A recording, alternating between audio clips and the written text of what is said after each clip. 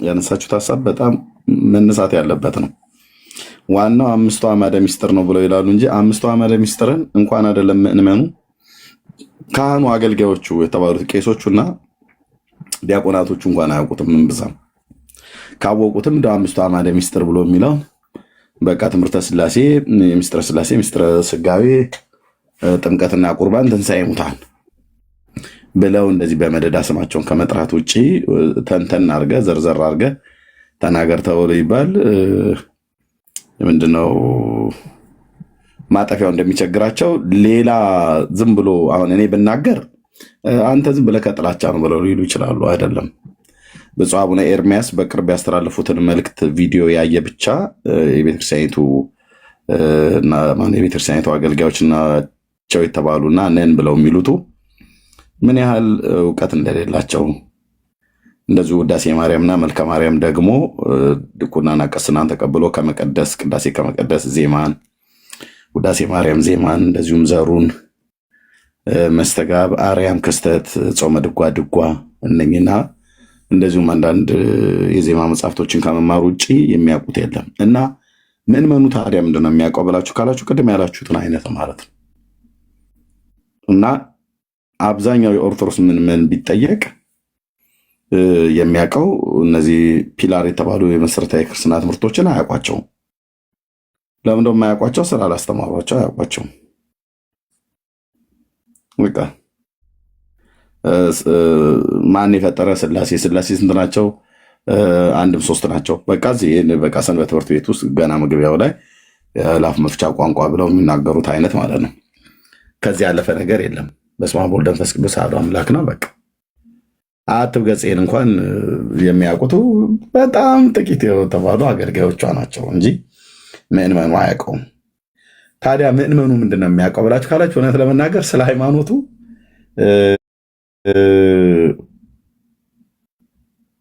በጥናት የተደገፈ አይደለም። በራሴ ግምት ስናገር ከ180% ስለ ሃይማኖቱ ምንም ነገር አያውቅም። ገጠሩን ኢትዮጵያ ሁሉ በሙሉ አማክዬ ነው የምናገረው።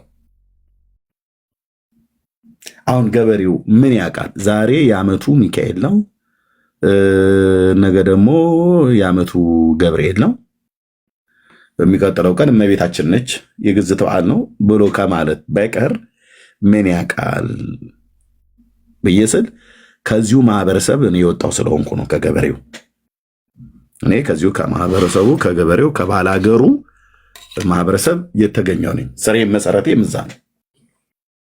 ምንም አያውቅም። መቼ እንደሚታረስና መቼ እንደማይታረስ የግዝት በዓላትና ዓመታዊ ክብረ በዓላት የሚባሉትን ጠንቅቆ ያውቃል። ሰኔ ሲመጣ የዓመቱ ሰኔ ሚካኤል መሆኑን በ12 ያውቃል።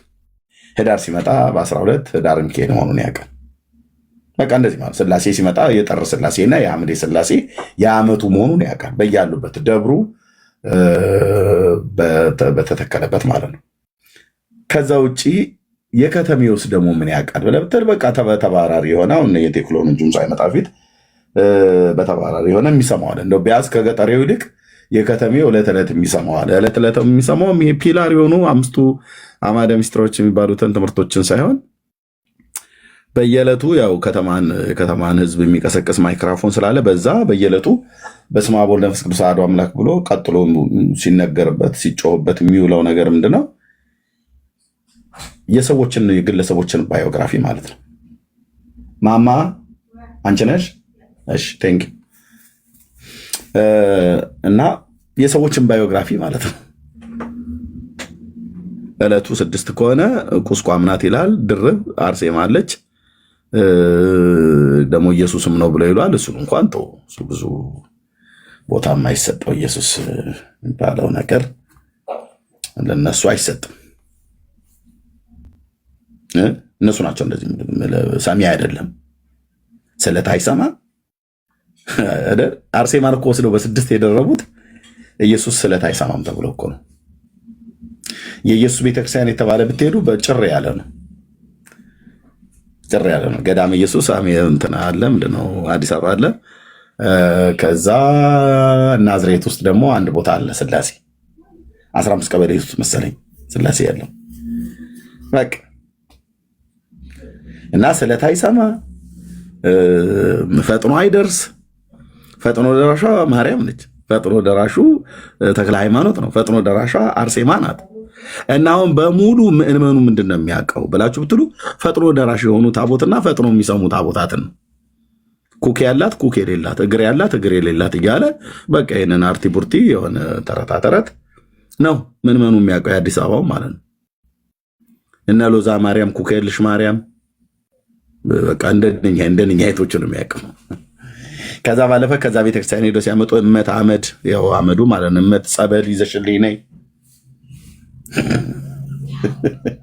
አላችሁ እኮ ከታች ግን አትገቡ። ምን ቦታችሁ ትገባላችሁ እናንተ? እኛ እንናገርበት፣ እናንተ ታብ ኮፒ ሊንክ ሼር እያደረጋችሁ ስሙ።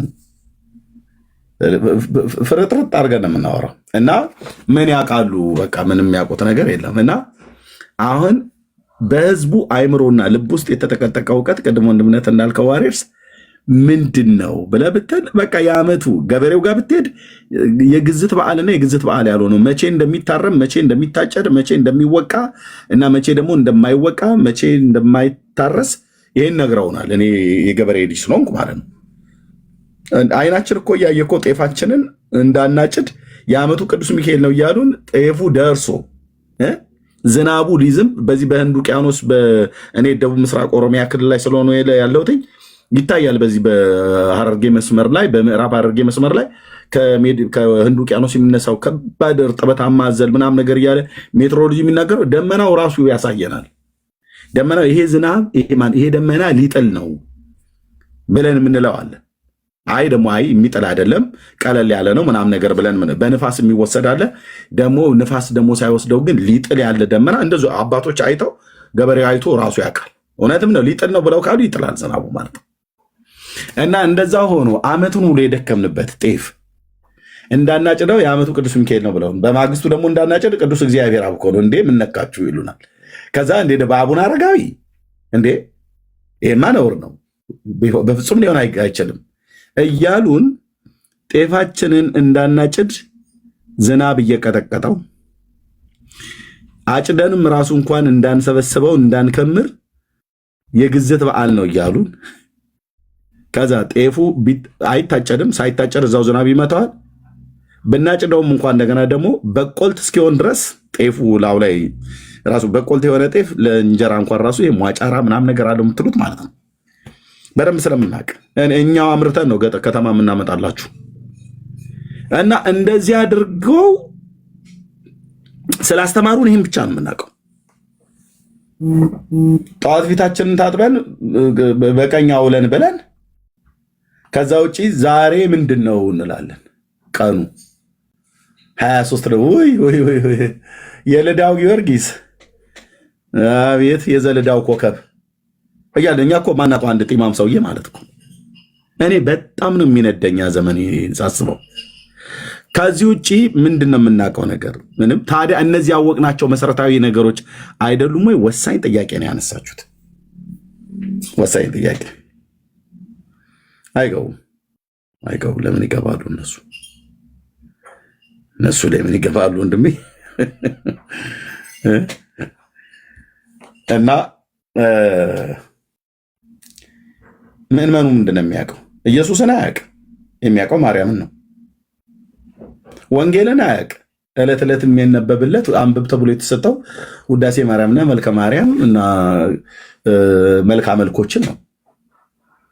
ይህንን ግጥም አድርገሽ አንብቢው እንዳታስተጓጉ። ሰይፈ ስላሴውን ስጨርሽ ሰይፈ መለኮት ድገሚ።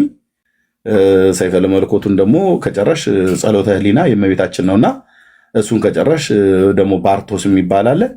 ባርቶስን ከጨረሽ ደግሞ የሰባቱ ሊቃነ መላእክት ኤኮሳት እሱም ብትደግመው ሰላቢ ከቤት አይገባም፣ በዋቃ ይባረካል፣ ልጆችህ የተባረኩ ይሆናሉ።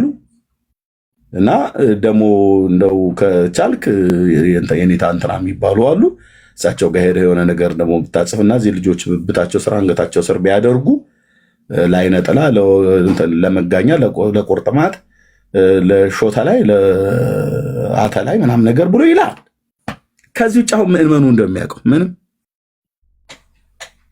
እኔና አንቺ እኮ የታደልነን። ኤፌሶን መጽሐፍ ምዕራፍ 1 ቁጥር 1 ተብሎ ይነገራል። እዛ ኤፌሶን ማን ወይዘሮ ኤፌሶን ናት ማለት እዚህ ቀበሌ 4 ያለችው ነው የሚሉ ፊልጵስዩስ ብለህ ካልክ ይስቁብሃል። ምንድን ነው ደግሞ አሁን የምታወሩት? ምንድን ነው ፊልፒው ምናምን ነገር እያላችሁ እያሉ እኛ ላይ ሙድ ሲይዙን ያውቃለሁኝ። ከተሞቹ እንኳን ጭምር ማለት ነው አያውቁም። ቆላስይስ ብለህ ካልክ እግሩን አንስቶ ይስቃል። የሆነ ብልግና የተናገርክ ይመስል ማለት ነው። ቸገረን እኮ ወንድም ማለት እና አሁን ምን መሰረታዊ ነገር ይዘዋል? ለምእመኑ ምን አስጨብጠዋል? ምንም አላስጨበጡም። ምንም ያስጨበጡት ነገር የለም።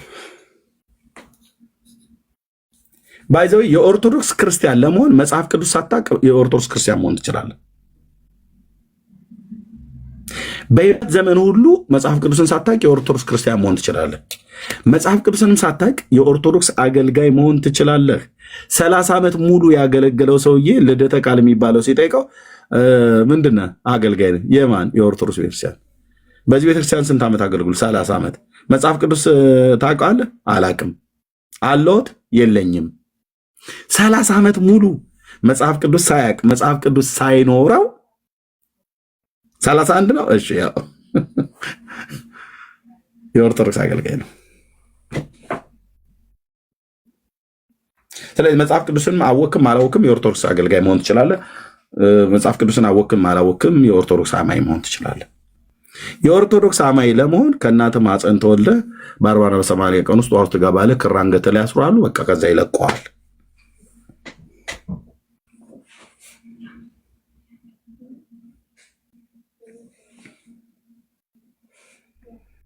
እና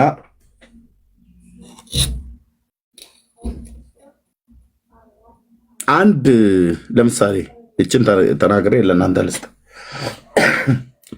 በኦርቶዶክስ ተዋሕዶ ቤተክርስቲያን ታሪክ ውስጥ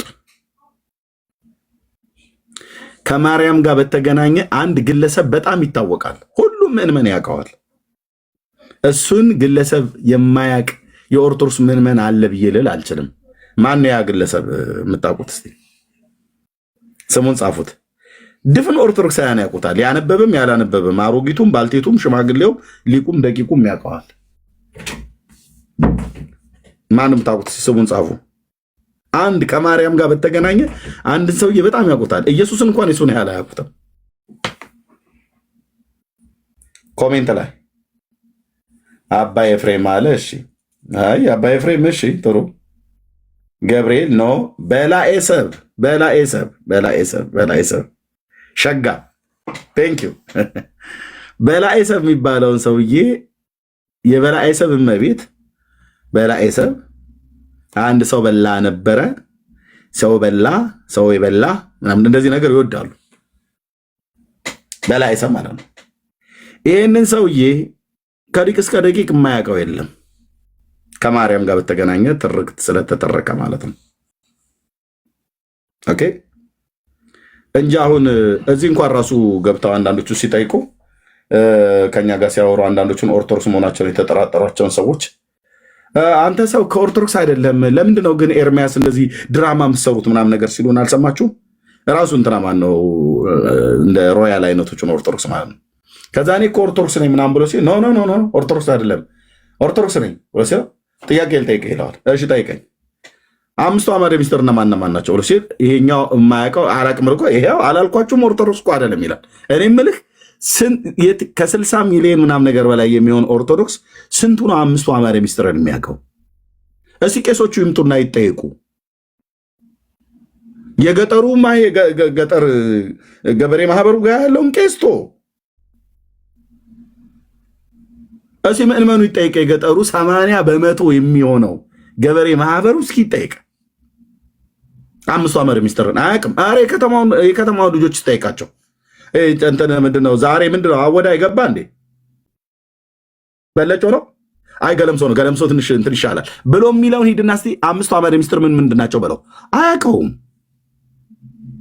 እና አሁን አንድ ኦርቶዶክስ ለመሆኑ ለማረጋገጥ እኛ ገስት ላይ ሲያገኟቸው የተጠራጠሩትን 5ቱ አዕማደ ምስጢር ስንት ነው ይላል። እራሱ እኮ የጠያቂው ሰውዬ ከ3 ወር በፊት አያውቀውም ነበር። የተወሰኑ ኦርቶዶክሳውያን እዚህ ሶሻል ሚዲያ ላይ ሲያወሩ ሲናገሩ ሰምቶ ነው ሸምድዶ ይዞ ማለት ነው። 5ቱ አዕማደ ምስጢር ምስጢረ ሥላሴ፣ ምስጢረ ሥጋዌ፣ ጥምቀት፣ ቁርባን፣ ትንሣኤ ሙታን ብቻ ብለህ ስላልክ አውቃል ማለት አይደለም። 5ቱ አዕማደ ምስጢራት ውስጥ እነዚህ እንኳን የተባሉት 5ቱ ፒላሮች ውስጥ የሥላሴ ትምህርት እንዴት ይተነተናል? ቢያንስ እንደው ጥልቅ የሆነ ዲፕ የሆነውን ትምህርት እንኳን ትቶ ህዝብ ሊያውቀው የሚችለውን ቤተክርስቲያን አሳውቃለች? አላሳወቀችም? ነገረ ክርስቶስ እስቲ ዲፕ የሆነውን ተውና ጥልቅ የሆነውን ነገር ተውና ትምህርተ ሥጋዌ ማለት ነው። ስንት ሰው ስለ ነገረ ክርስቶስ ያውቃል? በኦርቶዶክስ አያውቅም። ማርያም ኢየሱስን እንዴት ወለደችው? በል ገጠር ሂድና፣ ገጠርም አይደለም አንዳንድ ከተማ ላይ ብትጠይቅ እግዚአብሔር አብ አግብቷት ነው ብሎ ያለኛል። እኔ በኦርቶዶክስ እያለው ያሉኝ ሰዎች አሉ። ምክንያቱም እነዚህ ሰዎች ኢነሰንት ናቸው፣ በቃ በጣም ቅኖች ናቸው፣ የዋዎች ናቸው፣ አላነበቡም። ማርያምን እግዚአብሔር አብ አግብቷት ከዛ ልጅ አስወለዳት ብለው ያሉ ሁሉ ጭምራሉ። ባለማወቅ ነው አትበለኝ። 1600 ዓመት የተቀመጠች ቤተክርስቲያን ህዝቡን ምን ስትመግበው ነው የኖረችው? ጌታን እንኳን ቅድስት ድንግል ማርያም ስትወልደው እንዴት እንደወለደችው እንኳን ቤተክርስቲያኒቱ አታስተምርም። ባይዘው ሰንበት ትምህርት ቤት የተቋቋመው ፔንቶች እናንተ ከተደራጃችሁ በኋላ ነው። ህዝቡ ሲሄድባቸው ለምን በሰንበት ትምህርት ቤት አንይዘውም ብለው ሰንበት ትምህርት ቤት ከፈቱ ማለት ነው። ቅዱስ ሚካኤል የዓመቱ ነው ብሎኝ ህዳር 21 ቀን ሲጠርግ እኔ አዲስ አበባ ከተማ ኮተቤ ነግሬያቸዋለሁ። ስወጣ ምንድነው ዛሬ ምናምን ነገር ብዬ አልኩት። አውቄ ጠየቅኩት። ያው እየተጫጫሰ ሰፈሩ ሁሉ ቆሻሻው ሲጠረግ የህዳር በሽታ የተባለው እኮ የገባበት ነው። እና በቃ ምንድነው ዛሬ ብዬ ስለው ቅዱስ ሚካኤል አለኝ። የዓመቱ ነው እኮ እንኳን አደረሰ ብሎ ሲለኝ ምን የሆነበት ቀን ነው ግን ብዬ ስለው የሞተበት ቀን አለኝ። ጌታ እግዚአብሔር ምስክር ኦርቶዶክሳዊ ሃይማኖት ነው። ትልቅ የመስቀል አንገቱ ላይ ያደረገ። አሁን እኔ በሱ አልስቅበትም፣ አላሾፍበትም፣ አልቀልድበትም። የዓመቱ ሚካኤል እንኳን ብለው የሚያከብሩት ለምን የሚከበር ህዳር 12 ቀን ለምን እንደሚያከብሩ በእነሱ እንኳን ትውፊት የሚያውቀው በጣም ጥቂት ነው። በጣም ጥቂት። ካህናቱን ዲያቆናቱን ይጠይቅ፣ አያውቁትም። መልኩን እየደገመ ከበሮ እየቀጠቀጠ ዘኬውን እየበላ አያውቀውም። በዓሉ እውነተኛ ነው አይደለም፣ በእውነት በዛን ቀን ሚካኤል ያን አድርጓል አላደረገም ብሎ የሚለው መጽሐፍ ቅዱሳዊ ቤዚክ አለው የለውም ብሎ የሚለውን ራሱ በቤተክርስቲያኒቱ በካልቸሯ ወይ ደግሞ በሃይማኖቷ ህዳር 12 ቀን የሚከበረው ምንድን ነው ተብሎ ይባል እንደው ካወቀም እሱን ነው የሚያውቀው። የዓመቱ ሚካኤል ነው ምናምን ነገር ብሎ ማለት ነው። በቃ ከዚህ ያለፈ የለም። ታዲያ አሁን ምእመኑ ምንድን ነው የሚያውቀው? እነዚህ ያወቃቸው ነገሮች ዋና ነገሮች አይደሉም ወይ? ዋና ነገር ካልሆኑ ለህዝቡ ምን ብለው ነው የነገሩት? ይሄ በጣም ወሳኝ የሆነ ጥያቄ ነው የጠየቀው ለማለት ነው ወገኖች። ጸጋና ሰላም ይብዛላችሁ። ካሉ እናወራለን፣ ከሌሉም እናወራለን። ሰውየው ከበላችሁም እበላለሁ ባትበሉም እበላለሁ ብሎ እንዳለው እኛ እንደዛው ነው። ካሉም እናወራቸዋለን፣ ከሌሉም እናወራለን። እና ጸጋ ይብዛላችሁ። ኪዳነ ምሕረት ሰላም ላንተ ወይ ሰላም ላንቺ።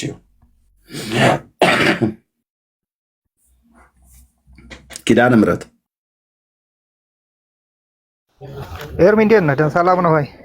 ደህና ነኝ እግዚአብሔር ይመስገን። ከየት ቤተ እምነት ነው ወንድማችን? ከኦርቶዶክስ። እንኳን ደህና መጣ። እንኳን ደህና ቆያችሁ። ቴንኪው ስለጠበቀን ስለተገዝተን እናመሰግናለን። ርዕሱን አይተዋል አይደል? ገድላት ስለምን ዶግማ አይደሉም ብሎ የሚል ጥያቄ አለ።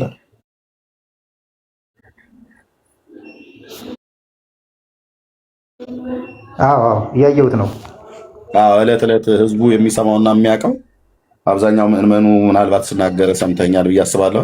ስራ ላይ ካልሆንክ ሀሳብህን ካልተሰረቀ ህዝቡ የሚያውቀው ማህበረ ምዕመኑ እንደው 90 በመቶ የ95 በመቶ የሚሆነው የሚያውቀው ዋናውን ፒላር የተባለውን 5ቱ አዕማደ ምስጢራትን አይደለም።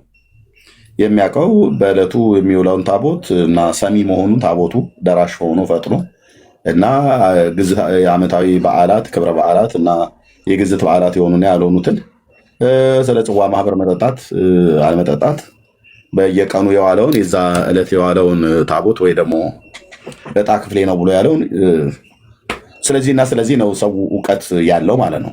90% የሚሆነው የኦርቶዶክስ ህዝብ። ታዲያ እነዚህ ነገሮችን ዋና ነገር ካልሆኑ ለምንድን ነው ለህዝቡ ማስጨበጥ ያስፈልጋል ቤተክርስቲያን?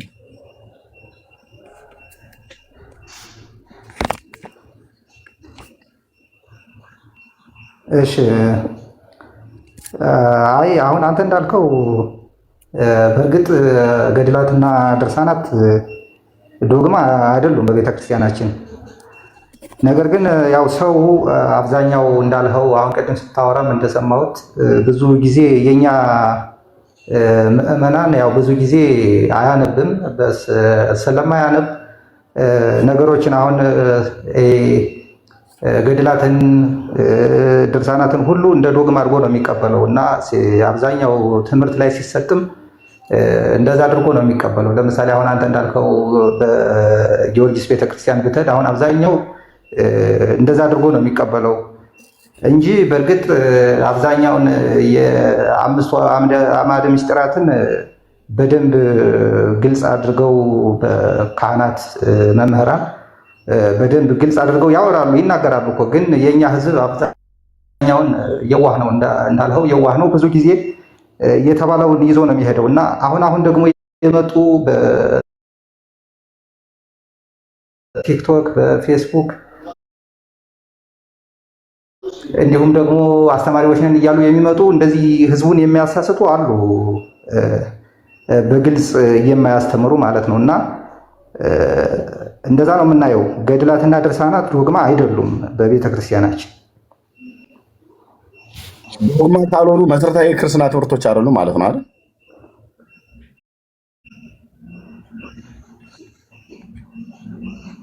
አዎ መሰረታዊ የክርስትና ትምህርትን የምናገኘው ከመጽሐፍ ቅዱስ ነው። እሺ ታዲያ ለህዝቡ ለምንድን ነው ታዲያ እነዚህን ትምህርቶች አሁን ለህዝቡ እኮ የመጽሐፍ ቅዱስ ትምህርት አይደለም የሚሰበከው። ህዝቡ የሚያውቀው አብዛኛው በገድላትና በድርሳናት ውስጥ ያለው የተጻፈው የዕለቱ የወሩ እየተባለ የሚነበበውን እሱን ነው የሚያውቀው። በኪሱ ይዞት የሚዞረው ለጸሎት የሚጠቀመው ለቡራኬ የሚሆን ማነው ለበረከት የሚሆን ያልወለደ ማህፀን ይወልዳል፣ የወለዱ ደግሞ ያድጋሉ፣ በኋቃችሁ ይባረካል፣ ጤንነታችሁ ይፈወሳል። ይህን መጽሐፍ ቤታችሁ አስቀምጡት፣ በኋቃችሁ ስራ አስቀምጡት። ከቻላችሁ አነስ ያለውን የኮሳቱን አይነት ነገር ሰፍታችሁ በቆዳ ነገር ውሃ በማይነካው ነገር አንገታችሁ ላይ ሰሩት ተብለው ከጫፍ እስከ ጫፍ በእውቀትም በትምህርትም መልክ የሚሰጡት በአንገታቸውም ላይ እንዲያስሩት በኪሳቸውም እንዲይዙት በመኪናቸው ሁሉ ጭምር ውስጥ እንዲይዙት የሚያደርጓቸው እነዚህ ገድላት ድርሳናትን ነው። ታዲያ መሰረታዊ ክርስትና ትምህርት ካልሆነ ለህዝቡ ለምንድን ነው መመገብና ለህዝቡ ለምንድን ነው ማስተዋወቅ? ለህዝቡ ለምንድን ነው በእጁ እንዲይዘው በአንገቱ ላይ ሰፍቶ እንዲይዘው በየትራስኬው ስር ሁሉ እንዲያስቀምጠው እንደዚሁም ደግሞ አጋንንት ሁሉ ለማባረሪያ ለምንድን ነው እነኝህን ለጸሎት እንዲጠቀምበት የተፈለገው? መሰረታዊ ካልሆኑ ለህዝቡ መሰረታዊ ነገር አይደለም የሚቀርብለት ማለት ነው።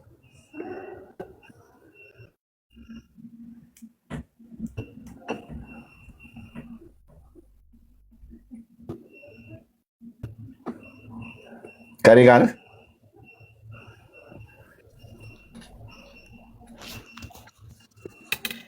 ኪዳነ ምሕረት ተቋርጠሃል። ትንሽ ይቆራረጣል ኔትወርክ ከኔ ጋር ይመስለኛል።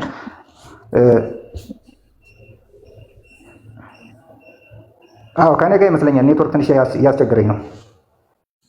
እሺ ሰምተኛል አይደል? ከሰማኝ እስኪ መልስልኝ።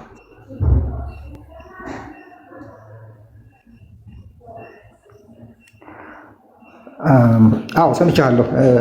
አሁን ቅድም እንዳልኩት ገድላትና ድርሳናትን እኛ የምናያቸው አሁን ለምሳሌ የአንድ የቤተክርስቲያን ያለ ገድል በአንድ ቅዱስ የተጻፈ ገድል እኛ እሱን አይተን እንዴት በሃይማኖት እንጽና፣ እንዴት ከእግዚአብሔር ጋር መንገዳችንን እናደርጋለን፣ እንዴት ምሳሌ እናደርገዋለን የሚለው ለማስተማር ያክል ብቻ የተጻፈ ነው እንጂ ከዛ ያለፈ ዶግማ ምናምን ሊሆኑ አይችልም።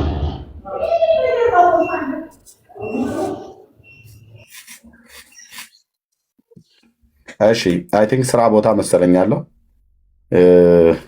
የማሽንም ድምፅ የሚሰማ ይመስለኛል። ሆስፒታል አካባቢ ሆን አይዶ ነው ብቻ ጢው ጢው የሚል ነገር አለ። ኤኒዌይ ኦኬ፣ ዋና ነገር አይደለም ለህዝቡ የሚሰጠው ማለት ነው።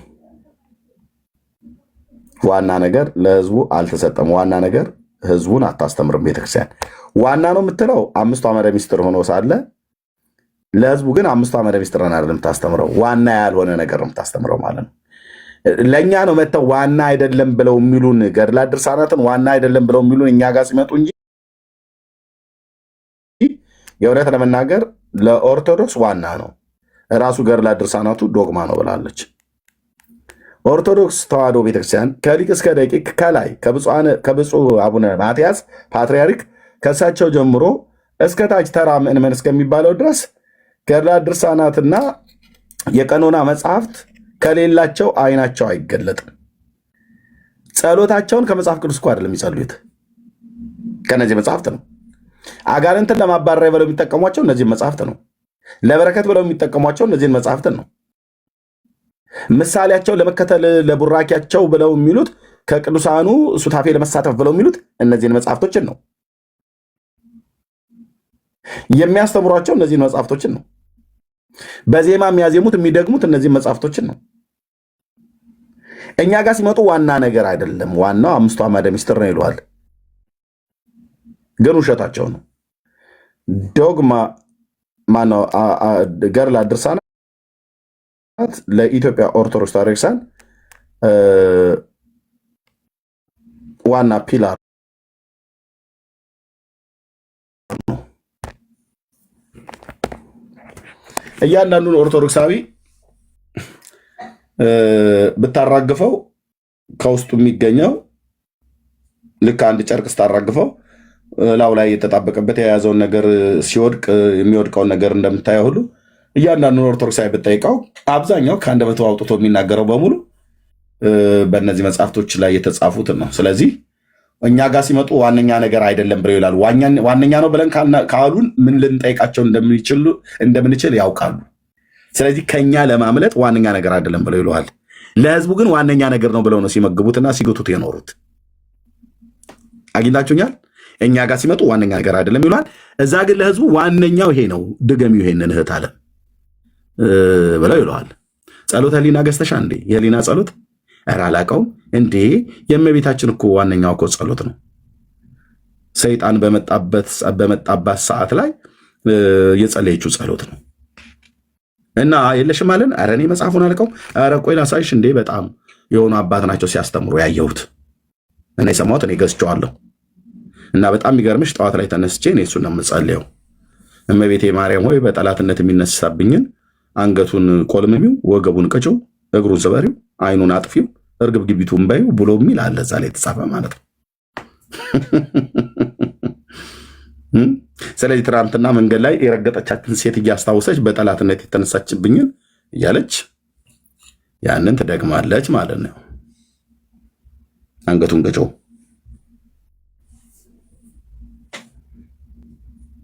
ቆንጅዬ ነው እሱ፣ በጣም ቆንጅዬ ነው አሉ ባህታዊ እንትና ሲናገሩ ሰምቼ ነው ትላለች። ያ መጽሐፍ ይቸበቸብልሃል እንደ ጉድ ነው እኮ የሚሸጠው።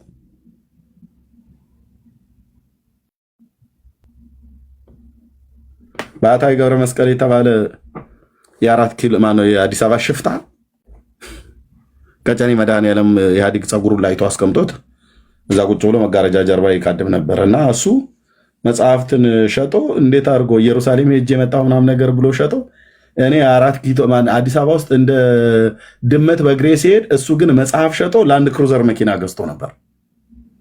አያው እኔ የምንከረፈፍልህ እዚህ ኢየሱስ ጌታ ነው እያልኩ ማለት ነው። እሱ በአንድ ሀፍታ ኢየሩሳሌም ሄድኩ አለ። ከዛ መጣና በጣም የሚገርም የጸሎት መጽሐፍ የእመቤቴ ምናምን ነገር ብሎ የሚል ማለት ነው። በቃ ለየክብረ በዓሉ ሰውን ልኮ ግዟት እችን ነገር ባህታዊ ቤት አልሰራም አለ ምናምን ነገር ብሎ የሚል መዝሙር አላቸው። እሱን ይዘምራል። ሰውየው ግን ብራዘር ቤት አልሰራም አለ። ፀሐይ ሪል ስቴት የሚባል አላቸው። እኚህ ባለ ጉድሮ የጎንደሩ ሰውዬ ማለት ነው ናቸው። ስማቸውን ጥራልኝ። አባ ዮሐንስ ፀሐይ ማለት ነው። ፀሐይ ሪል ስቴት ራሱ አክሊለ ኦርቶዶክሱ ነው ያወጣው። ባህታዊ ቤት አልሰራም አለ እያለን ዘምር ነበርኛ። ቤት አልሰራም አለ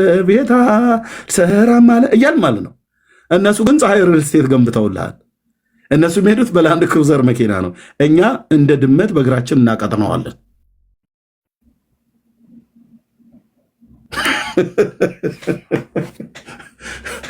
ሚስት አላገቡም ይላል።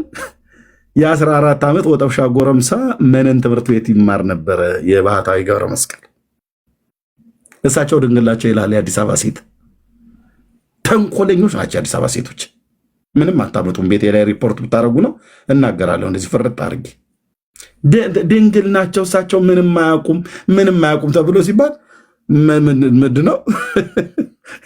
የ14 ዓመት ልጅ መነን ትምህርት ቤት የሚማር ልጅ ቆንጅዬ ልጅ አላቸው። መቼን የወለዱት ተብሎ ሲጠናልህ እነ ዘመድኩን በቀለ ናቸው ያወጡት የሚል ነገር በኋላ ላይ ሰማሁ። ዘመድኩን በቀለ እሳቸው ጋር ነበር ብሎ የሚል እሱ ላይሆንም ይችላል፣ ግን የሰማሁ ነው ብያልኩ የተሳሳተም ሊሆን ይችላል። እና ጥበቃ ስራ ተቀጥረው እየሰሩ እያሉ ነው። ሰውዬ ዘበኛ ነበሩ አዲስ አበባ።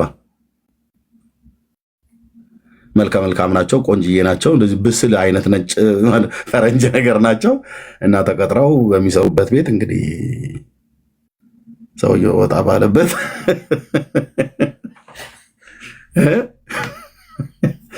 ጉድሮውን አጎድሮ ወጥቶ ባህታዊ ቤት አልሰራም አለ ይላሉ። ስንት ሚሊዮን ጳጳሳት ሁሉ እኮ የ32 ሚሊዮን እኮ ብር እኮ የሚሸጥ ህንፃ ነው ባለፈው ሲያወርሱ የነበሩት አንዳንዶቹ በድብቅ ለልጆቻቸው ቢስል ለመንሳይ ልጆቻቸው አይደለም አሉ ማለት አሉ። አባቴ ይፍቱኝ ብላ ትላለች ቀሚሷን እየጎተተች ስትሄድ። ቆንጆ አድርገው ነው እሳቸው ፍታት የሚፈቱት። ይፍቱኝ ታያለሽ አይደል?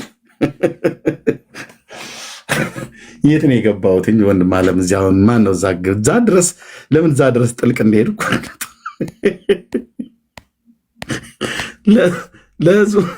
ለህዝቡ ያስተማሩት። አሁን ይህንን ርዕስ እህትየው ቤቱን ልታስጨርሽ ነው ወይስ ምንድን ነው? አይመጡም፣ በፍጹም አይመጡም፣ በፍጹም አይመጡም። እንዲሁ ተፋጠን እንኖራታለን። ግን እውነቱ ይሄ ነው፣ ልባቸው ያውቀዋል።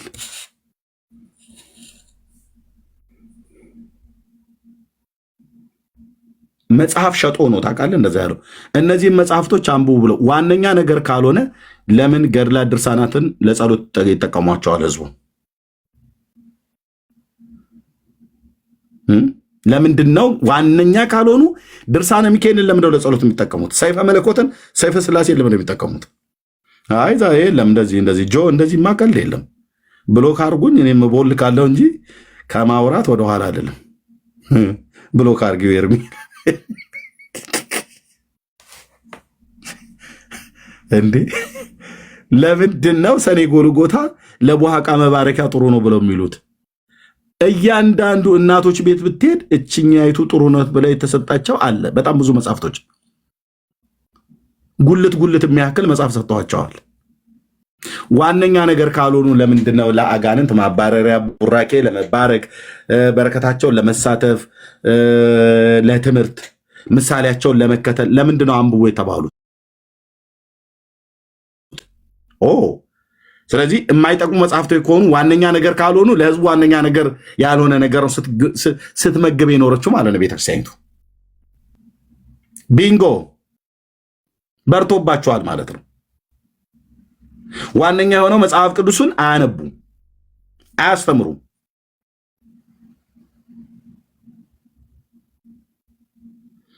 እንዲህ አይነት ትግል ነው የገጠመው። ያው ኪዳነ ምሕረት ዝም ብሎ ተቀምጧል። እንግዲህ ምን ሊል ይችላል? ከዚህ አለፈ። ቀጥሉ እህትየው ወንድምነት ግልጽ ማነው ዋሪስዬ፣ ሌሎቻችሁም ቀጥሉ።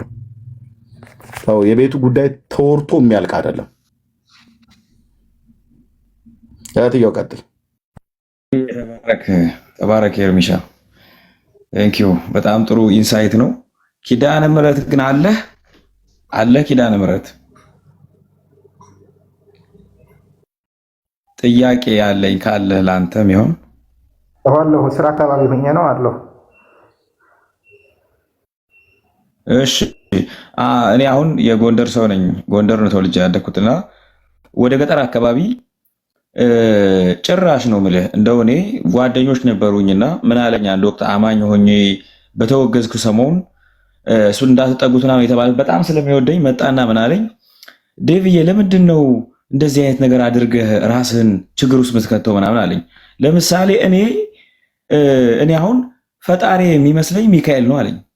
ፈጣሪ የሚመስለኝ ሚካኤል ነው፣ ግን ደግሞ እንዳንተ ኢየሱስ ጌታ ነው ምናምን ብለህ እንደምትለው በግልጽ ተናግረህ መወገዝም መገለልም አልፈልግም ያለኝ ወንድም ነበርና ወደ ገጠሩ ገባ ስንል ልክ ቅድም ኪዳነ ምሕረት ራስህ አንተ እንዳመንከው ምንም አይነት መሰረታዊ ወይም ዶግማ የምንለውን ነገር ከካህኑ ጀምሮ እስከ ምዕመኑ ማንም ሰው የማያውቅበት አጥቢያዎች ወይም ደግሞ አብያተ ክርስቲያናት አሉ። አሁን እነኛ አብያተ ክርስቲያናት ቤተክርስቲያን ናቸው ማለት እንችላለን? ያለ መሰረተ እምነት እውቀት አንድ ሰው በመካከላቸው ዶግማ የሚባልን ነገር በማያውቅበት ሁኔታ ቤተክርስቲያን ናቸው ወይ ማለት እንችላለን ወይ? ኪዳነ ምሕረት መልስልኝ እስቲ።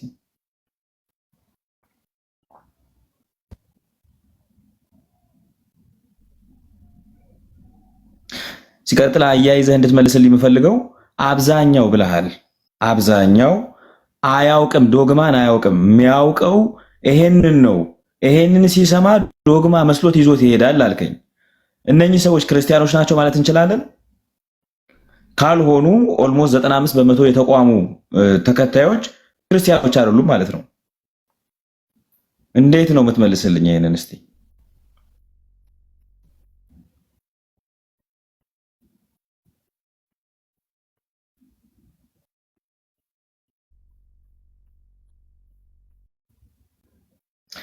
አይ ቲንክ ኪዳነ ምሕረት በጣም እያስቸገረው ነው ኔትወርኩ። ስለዚህ የታች ላሉት በግልጽ ሐሳቤን ማስቀመጥ እፈልጋለሁ። በጣም ብዙ አጥቢያዎች ወይም ምን ነበር ምንለው ብዙ ደብራት ወይም ደብሮች የመሰረተ እምነት ዕውቀት ያለው ምዕመን ይቅርና የመሰረተ እምነት ያለው ካህን ዕውቀቱ ያለው ካህን ራሱ የሌለባቸው ደብሮች አሉ። እነኚህ ደብራት አብያተ ክርስቲያናት ናቸው ማለት እንችላለን ወይ? ምክንያቱም የመሰረተ እምነት ዕውቀት ያለው ሰው የሚመራቸው አይደሉም። ምዕመኑም አያውቁም፣ መሪውም አያውቅም። ስለዚህ እንዴት አድርገን አብያተ ክርስቲያናት ናቸው እንላለን? ምክንያቱም ክርስትና በዶግማው ላይ የተመሰረተ ከሆነ አንድ ክርስቲያን የሚሆነው በዶግማው አማካኝነት ከሆነ በገድላት አማካኝነት ካልሆነ ዶግማውን ደግሞ ካላወቁት መጽሐፍ ቅዱስ ካልሰሙ እንዴት ያምናሉ እንደሚል እምነት ከመስማት ነው እንደሚል። ስለዚህ እነኚህ ሰዎች ካልሰሙ ዶግማውን አልሰሙም፣ ዶግማውን አያውቁም፣ ዶግማውን አያምኑም፣ ክርስቲያኖች ናቸው ወይ? ሲቀጥል እንደ ኮሚኒቲ አንዳንድ አካባቢዎች ላይ ከመሪው እስከ ተመሪው ከካህኑ እስከ ምዕመኑ አንድም ሰው የዶግማ ዕውቀት ያለው የማይገኝበት አካባቢ አለ። ይሄ ታዲያ እንደ ደብር ቤተክርስቲያን ነው ማለት እንችላለን ወይ? አንችልም። ዶግማ ከሌለ እንግዲህ እናንተ እንዳላችሁን ዶግማ ዋናው ዶግማችን እነኛ አይደሉም። ዶግማ ማለት ደግሞ እንግዲህ ለመሰረተ እምነት ማለት እሱ ነው። የምናምነውን ነገር እንድናምነው የሚያደርገን ዕውቀት ማለት ነው መሰረተ እምነት ማለት። ዶግማ ማለት ዶክትሪን ማለት የምናምነው ነገር እንድናምን የሚያደርገን ዕውቀት ደግሞ ከሌለን የምናምነው ነገር የለንም ማለት ነው። ወይም ደግሞ ሌላ ነገር ነው የምናምነው ማለት ነው። እንደዚህ በሆነበት ሁኔታ አብዛኛው 95% ምዕመኑ ይሄ ዕውቀት የለውም። ይሄ ዕውቀት ከሌለው ይሄ እምነት የለውም። ይሄ እምነት ከሌለው ክርስቲያን አይደለም። ስለዚህ ተቋሙ እየተመራ ያለው በአንዳንድ አካባቢዎች እየተገለገለ ያለው እየተደገፈ ያለው እየተደጎመ ያለው ክርስቲያን ባልሆኑ አካላት ነው ማለት ነው። ሲቀጥል አንዳንድ ደብር ብለን ምንላቸው አካባቢዎች ወይም አጥቢያ እንደምንለው እኛ እንደዛ ያሉ አካባቢዎች ጭራሽ ከላይ እስከታች አንድም ዶግማውን የሚያውቅ ሰው ባለመኖሩ በመካከላቸው ቤተ ክርስቲያን ለማለት እንቸገራለን። ቤተ ክርስቲያን አይደሉም ማለት ነው። ማለት አሁን ይሄን ማቀርበው በእኛ እይታ አይደለም፣ በእነሱ በራሳቸው እይታ ነው። ምክንያቱም እነሱ የሚያውቁት በዋናነት የሚገነዘቡት እውቀቱ ያላቸው ስላልሆነ። ሲቀጥል ግን የቅድሙን ሐሳቤን ለማጠናከር ያህል ኤርሚሻም ያለውን ለማጠናከር ያህል ኤፒስቲሞሎጂካሊም ሎጂካሊም የማያስኬድ ነገር አለ። እንደው ሙሉን ቀን ስትናገረው የምትውለውን ነገር ወይም ደግሞ አብዛኛው ህዝብህ የሚያውቀውን ነገር ዶግማ አይደለም ብለህ ማንም የማያውቀውን ነገር ተደብቆ ያለውን አውጥተህ ዶግማ ነው ብለህ ይዘህ መምጣት ሎጂካል ነው ወይ? ደግሞስ አብዛኛው ህዝብህ እንዲያውቀው ከፈቀድክ በኋላ ዶግማ አይደለም ማለት ትችላለህ ወይ? ዶግማህን ተክቶ በሰዎቹ በተከታዮች አእምሮ ውስጥ ተቀምጦ እያለ ይሄ እውቀቴ ዶግማ አይደለም ብለህ የማያውቁትን ነገር ዶግማ ይሄ ነው ብለህ ይዘህ መምጣት ይቻላል ወይ? ሎጂካሊ ራሱ ኢቨን ኤፒስቲሞሎጂካሊ ለሚከተለው አካላት የምታቀርበው ነገር አብዝተህ የምታቀርበው ነገር በየነቱ የምትነግራቸው ነገር ተከታዮችህም በዋናነት የሚያውቁት የሚከተሉትና የሚተገብሩት ነገር ዶግማዬ አይደለም። እሱ ዶግማዬ እናንተ ማታውቁት ነው፣ እናንተ ያልተማራችሁት ነው፣ እናንተ በየቀኑ ማትለማመዱት ነው ማለት ይቻላል ወይ? ሎጂካሊ ራሱ አይጋጭም ወይ? አይጋጭም ወይ? ስለዚህ ይሄንን እንድትመልሱልን እንፈልጋለን። ፕሊስ የምትችሉ ከሆነ መልሱልን። አብዛኛው ሰው ልክ እንደኔ ጓደኛ ሚካኤል የፈጠረው ነው የሚመስለው እዛ ቤት። ስለዚህ ኑና መልሱልን ለማለት ነው። ቴንክ ዩ።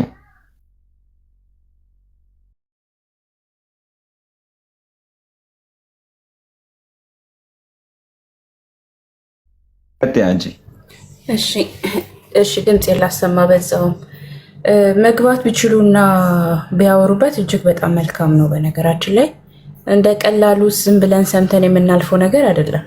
ቅድም እነ መምህር በረከት ከታች ነበራችሁና ከእንደናንተ አይነት መምህራን መልስ እንፈልጋለን።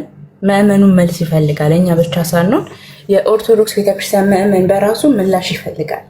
እንደ አንዳንዴ እኔ ዝም ብዬ መጠየቅ ፈርቶ እንጂ ጥያቄ ሳይኖርበት አይደለም። ይሄ ሁላ የቤተክርስቲያን ምዕመንና ምላሽ ብትሰጡና ለህዝቡ ያለውን ነገር ግልጽ ብታደርጉ እጅግ በጣም መልካም ነው። ምክንያቱም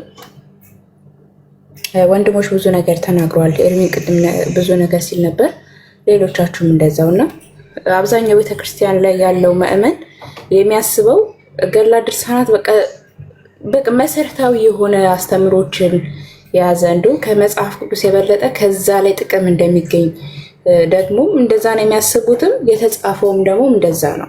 ሰዎች ትኩረታቸው የእግዚአብሔር ቃል ላይ እንዳይሆን ትኩረታቸው ወደ ገድላ ድርሳናት እንዲሆን ከገድላ ድርሳናት ላይ ብዙ ነገር እንደሚገኝ አሁን ምንም ልንማርበት የምንችለው ነገር የለም። ለመናገር ትልቁ መምህራችን ትልቁ የህይወታችን መሰረት የሆነው የእግዚአብሔር ቃል ነው። ከእግዚአብሔር ቃል የበለጠ እኛ አስተማሪ ወይም ደግሞ ምሳሌ ሊሆንን የሚችል አንዳችን ነገር የለምና መጽሐፍቶቹ ተገልጦ ሲታዩ ግን እጅግ በጣም አሳፋሪ የሆኑ ጽሁፎችን የያዘ ከነገረ ድነት ጋር የተያዘ ብዙ ነገር አለና አሁን ለምሳሌ ቅድም ኤርሚ በላይሰብን አንስቷላ። በላይሰብ እንግዲህ 72 ነፍሳትን የበላ በማርያም በኩል ድህነትን ያገኘ ነው እና ከዚህ ምን ልንማር እንችላለን? እንደ ምሳሌ ነው ያነሳሁት።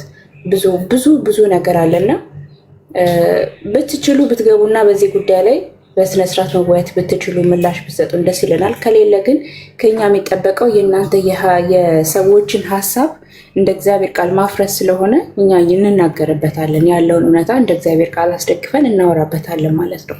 እናንተ ገባችሁም አልገባችሁም እኛ ማውራታችን የማይቀር ነገር ነውና ሜቢ ካላችሁ በዚህ ጉዳይ ላይ ማውራት የምትችሉ ከሆነ ብትገቡ ደስ ይለናል።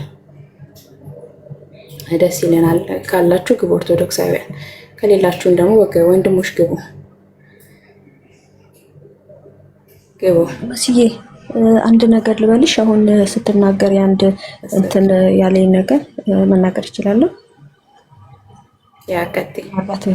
እሺ እንዴት መሰለሽ መስዬ፣ አሁን ሰሞኑን መምህር ዶክተር ዘቤ የሚናገረው እንዴት ኮፕቲክን እያጥላላ የግብፅን ለምን እንደዚህ በዚህ መጠን እንደሚያጥላላ ግን ገብቶሻል? የገባው ሰው አለ?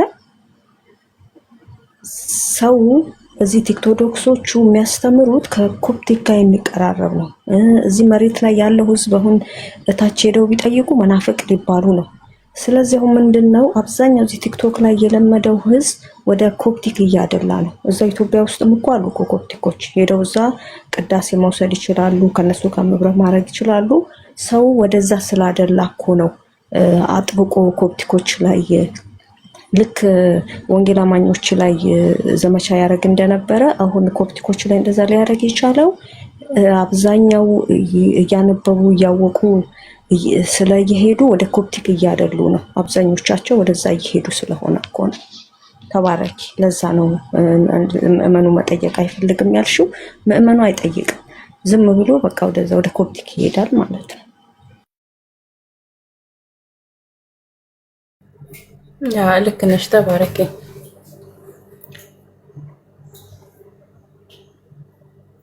እንዴት ነው ርዕስ እንቀይርላቸው? እንዴት ነው ርዕስ ይቀየርላቸው? በጣም ቆንጆ ርዕስ እኮ ነው ይሄ። አይገቡም ምንም አይነት ርዕስ ብንቀያየር በሚያሳዝን ሁኔታ። እሺ ቀጥሉ። ኦፍ ኮርስ አንድም ኤርሚ አለ አንድም ኤርሚ አለ የሚመጣባቸውን ጣጣ ያውቁታል ቢገቡ። ከበር ነገር እናድርግ። ሲቀጥል ርዕሱም ከባድ ነው። እኔ ግን መጨመር የምፈልገው እኔ እወጣለሁ። ኮፕሊንግ ሼር እያደረኩት በማለታችን አረ ኤርሚሻዬ አትውጣ፣ አይገቡም። ኦልሬዲ ርዕሱም ውስብስብ ስለሆነ አይገቡበትም። ኤርሚሻ አትውጣ እንዴ! አንተ ሞገሳችን ነህ፣ ተው እንጂ ማዕረጋችን አት እኔ ግን መጨመር የምፈልገው ነገር አለ። ኦኬ ጎ አሄድ ኤርሚ አውራና እኔ የምጨምረው ነገር ይኖራል። የለም ቀጥል።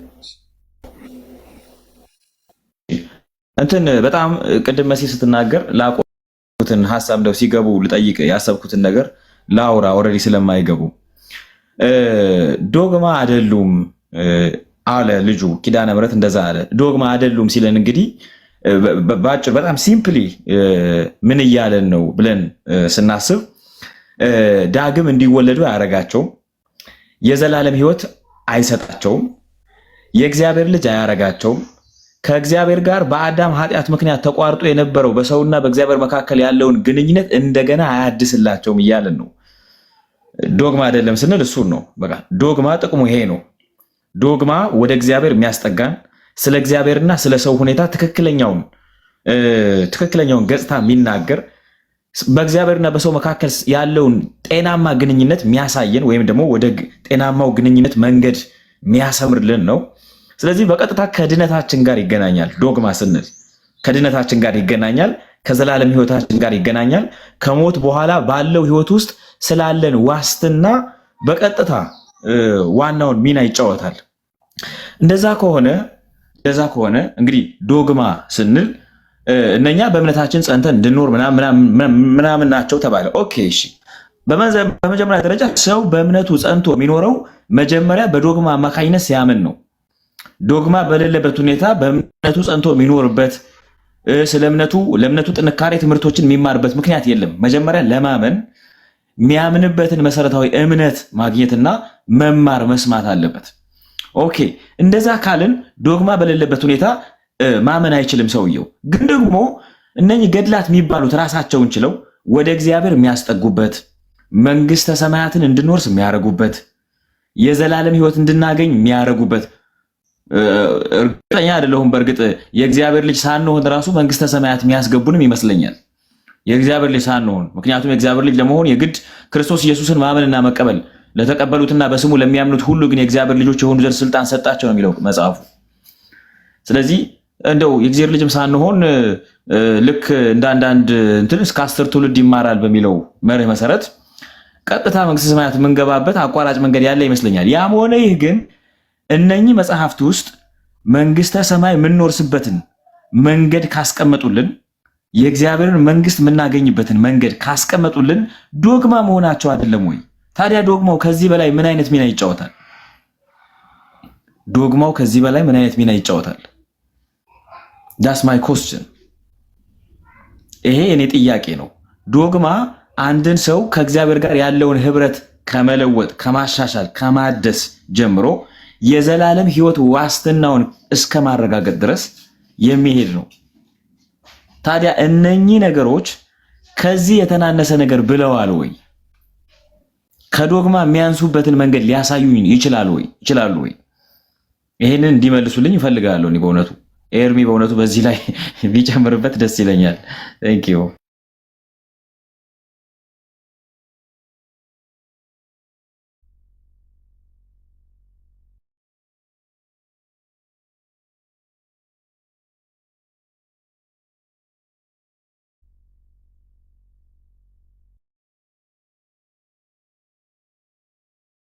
መሲ ያለሽ አለሁ። ሜቢ ኤርሚ ካወራ ብዬ ነው ዝም ያልኩት። አለሁ። እሺ እስቲ ምናልባት ወደምታውቋቸው ወገኖች ሼር አድርጉላቸው፣ ለኦርቶዶክሳውያን ሼር አድርጉላቸው። ጥያቄ ስላለን ጥያቄያችንን መመለስ የሚችሉ ወገኖች ካላችሁ ግቡ። ኤርሚዬ ካለ ቀጥል ይመችከዋል።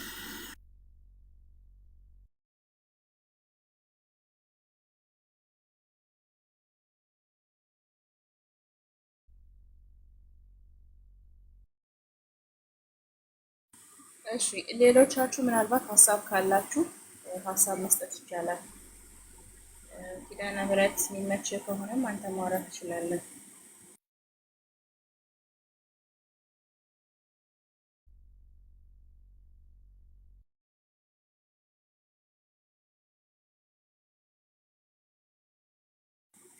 አዎ አሉ፣ ከታች እኮ አሉ። እዚህ ጋር ሳይኖሩ ቀርተው አይደለም። ባይዘዌ ገስት ላይ መግባት አልፈለጉም እንጂ ከታች እያዩዋቸው ነው አሉ። ኢንቫይት ማድረግ አልፈለኩም። በራሳቸው ወደው እንዲገቡና መልስ መስጠት እንዲችሉ ብዬ ነው የሚያልፏቸው። እሺ ፂ የምትይው ነገር ካለ ምናልባት ሌሎቻችሁ የምትሉት ነገር ካለ መቀጠል ይቻላል። ካልሆነ እኛ የራሳችን ሀሳብ እንሰጣለን። ሰብልዬ ድምጽ ያሰማም እንዴ?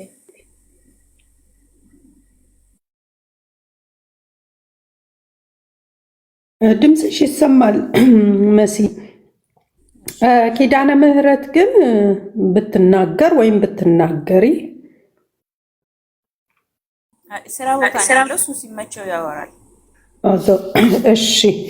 የጌታ ጸጋና ሰላም ይብዛላችሁ። በክርስቶስ ኢየሱስ የከበረ ደም ተዋይታችሁ የእግዚአብሔር መንግስት ወራሽ ለመሆን የተዘጋጃችሁ የጌታ የኢየሱስ ክርስቶስ ጸጋ ይብዛላችሁ። የእግዚአብሔር አብ ፍቅር፣ ክብር ለናዝሬቱ ኢየሱስ ይሁን። ዋሪየርስ የማይመለስ ጥያቄ ጠይቀህ መልስ ስጡኝ ማለትህ በእውነቱ አግባብነት የለውም ብያለሁ። እኔ ማንም ሊመልሰው አይችልም ጥያቄውን ማለት ነው።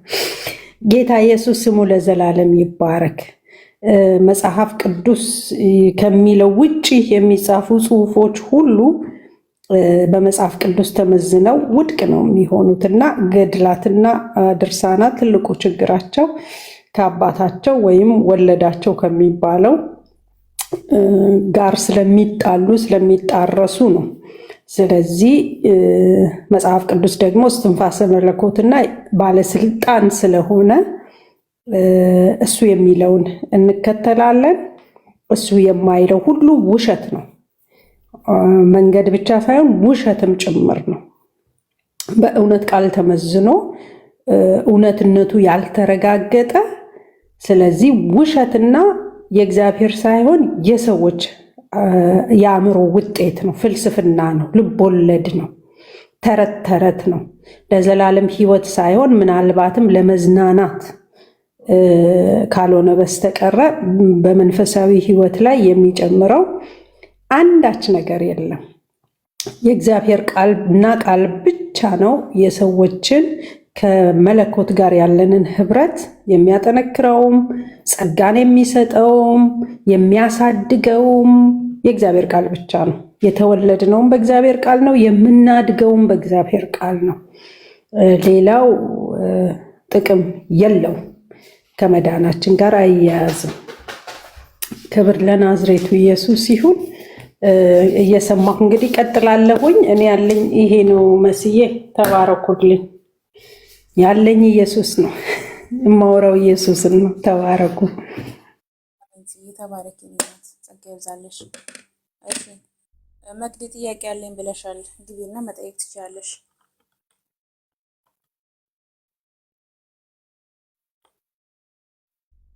ኦርቶዶክሳውያን ካላችሁ ግቡ፣ ጥያቄ ያለን ለእናንተ። መቅዲን ቤት አድርጌሻለሁ፣ ከቻልሽ ግቢና ጠይቂ፣ ካልሆነ ጥያቄሽን በኮሜንት አስቀምጪ።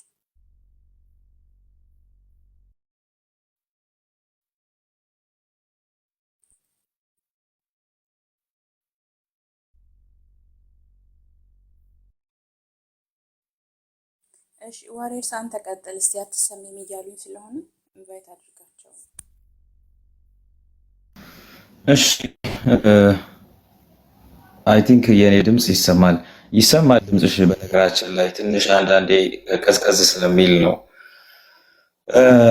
ወደ ሀሳባችን ስንሄድ ግን አሁንም ቢሆን በጣም በዚህ ጉዳይ ላይ እስካሁን እያወራን ያለ ነው። በነገራችን ላይ እንደ ፕሮቴስታንት አይደለም። እዛው ቤት እንደው እዛ ያለ ሰው ራሱ ሊጠይቀው የሚገባውን ጥያቄ ነው እየጠየቅን ያለ ነው። እዛው ቤት ያለ ሰው ሊጠይቀው የሚገባውን ጥያቄ ነው እየጠየቅን ያለ ነው። እንደ ፕሮቴስታንትማ ቢሆን በጣም ከዚህ የባሱ ጥያቄዎችን እንደው ለቁጥርም አናስገባቸውም፣ ለውድድርም አናስገባቸውም። አሁን ግን እየመጡ ያሉ ሶሻል ሚዲያ ማዕከል ያደረጉ አዳዲስ ዶክትሪኖች አሏቸው። ከነኛ መካከል እነኚህ ዶክትሪኖች በእርግጥ በጣም እንትን ናቸው፣ ደመና ናቸው። ያውም ዝናብ የሌላቸው ደመና፣ ተቀባይነት የሌላቸው ጉም ናቸው። እነኚህ ነገሮች ሶሪ ደመና አልኩኝ፣ እንደ ጉም ናቸው። ምንም ተጨባጭ ነገር የላቸውም። ቤተክርስቲያኒቱ የወከለቻቸው ሰዎች አይደለም የሚናገሩት። እንደውም ተቋሙ የወከላቸው ሾሞ የወከላቸው ትምህርቴን ይገልጹልኛል፣ ይናገሩልኛል፣ እነሱ እኔ የማምነውን ነገር ያስተላልፉልኛል ብላ የሾመቻቸው አካላት ቃል በቃል እንደውም ያለ እነኝህን ያልተቀበለ ሰው አይድንም ወይም ደግሞ የተቋሙ አባል አይሆንም ብለውናል። በቀጥታ አማርኛ ኦርቶዶክስ መሆን አይችልም ብለውናል። ስለዚህ እንደዛ ከሆነ ይሄ ነገር ያለው ልክ ቅድም እህታችን ወዶኛል እንዳነሳችው ቲክቶክ ላይ ያሉ ልጆች ከሆነ ቦታ ወርሰው ያመጡት ነገር ይመስለኛል። ደግሞም ነው። ያም ሆነ ይህ ግን እኛ ውስጥ እንዳለ ሰው እነኚህ ሰዎች የሚያቀርቡልንን የተሳሳተ አስተሳሰብ እና ግምት እርስ በርሱ እንደሚጋጭ ለማሳየት ነው እየሞከርን ያለ ነው። ወይ እነኚህ ሰዎች ሙሉ በሙሉ ዲናይ ማድረግ አለባቸው፣ መካድ አለባቸው። ስንፈልግ እንቀበላለን፣ ሳንፈልግ አንቀበልን የሚባል አስተምሮ የለም። ወይ ትቀበላለህ ወይ አትቀበልም። ወይ ደግሞ ስትፈልጉ የምትቀበሉ ከሆነ ስትፈልጉ የማትቀበሉ ከሆነ ስትፈልጉ ስትቀበሉ ጊዜ የምትቀበሏቸው ዶክመንቶቻችሁ ውስጥ ከዋናው ትምህርታችሁ ጋር ወይም እናንተ ዋና ትምህርታችን ነው ብላችሁ ከምታስቡትና ከምትናገሩት ሀሳብ ጋር በቀጥታ የሚጋጩ ነገሮች አሉ እያልን ነው። እንደውም ገድላት ብለን በምንላቸው መጽሐፍቶች ውስጥ ከዋናው እነሱ ዋና ዶግማችን ነው ብለው የሚሉት ትምህርት ጋር ማይጋጭ ነገር ያለው ዶክመንት አናገኝም። የትኛውም ሰነዳቸው ዋና ከሚባለው ትምህርት ጋር በቀጥታ ይጋጫል። ስለዚህ በየትኛው ጊዜና በየትኛው መጠን ነው የምትቀበሉት ማትቀበሉት? በምን ያህል መጠን ነው ማትቀበሉት? ወይስ በአንድ መጽሐፍ ውስጥ እየፈለጋችሁ የሚመቻችሁ? ሙስሊሞች አንድ የሚያደርጉት ነገር አለ። ሙስሊሞች መጽሐፍ ቅዱስ ተበርዟል ይላሉ አብዛኞቹ። አሁን የዘመናዊው እስልምና መጽሐፍ ቅዱስ ተበርዟል ሚሉ ይበዛሉ። አሁን ኢስላሚክ ዳይለማ የሚባል በጣም አጣብቂኝ ውስጥ የሚከታቸውን ነገር አምጥተውባቸው ክርስቲያን ሊቃውንቶች ትንሽ ግራ እየተጋቡ አንዳንዶቹ አይ አልተበረዘም፣ አባቶቻችንም አልተበረዘም ይላሉ። ተበርዟል የሚሉት ሰዎች ግን ምን እንደሚያደርጉ ልንገራችሁ። ተበርዟል የሚሉት አንድ አቋም አላቸው። መጽሐፍ ቅዱስ ውስጥ ያልተበረዘው የጥንቱ ኦሪጂናሉ መጽሐፍ ቅዱስ ውስጥ የነበሩ ጤናማ ሐሳቦች በአሁኑ መጽሐፍ ቅዱስ ውስጥ ተበታትነው ይገኛሉ ይላሉ። እነኛን የሚሉበት ምክንያታቸው ምንድን ነው? ሙሐመድ በመጽሐፍ ቅዱስ ውስጥ ተጠቅሷል ለማለት አንዳንድ ጥቅሶችን ከመጽሐፍ ቅዱስ ስለሚወስዱ ይሄኛው ታዲያ እንዴት አልተበረዘም ስትሏቸው አይ በጥንቱና በዋናው ጤናማ በሆነው መጽሐፍ ውስጥ ያልተበረዙ የነበሩ ሐሳቦች በዚህኛው መጽሐፍ ቅዱስ አልፎ አልፎ ይገኛሉ ይላሉ።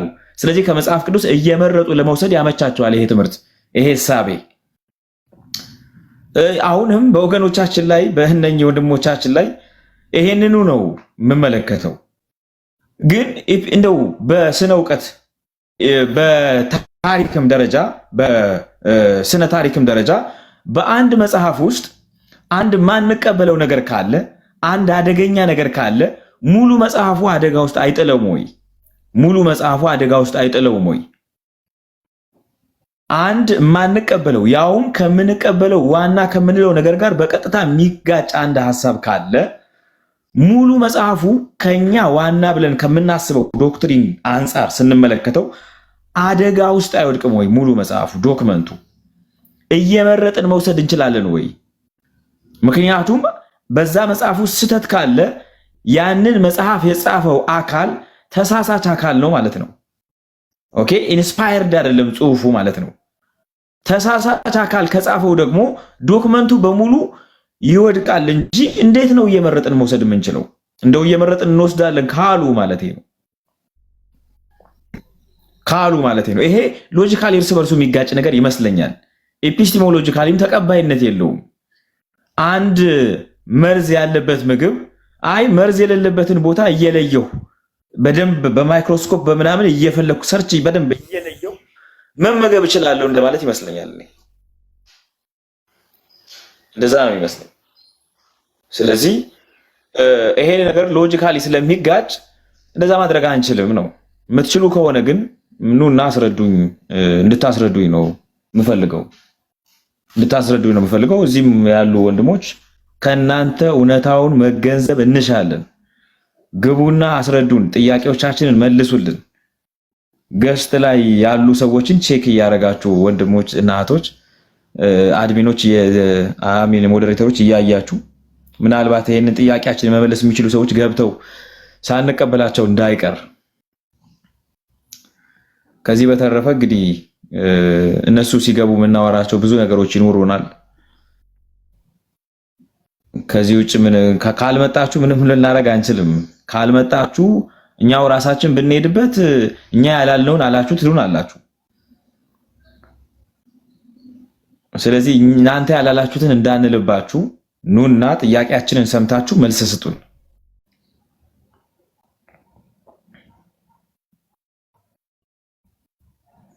መቀጠል ትችላላችሁ ሌሎቻችሁ። እኔ ብቻ ደግሞ እንዳልይዘው።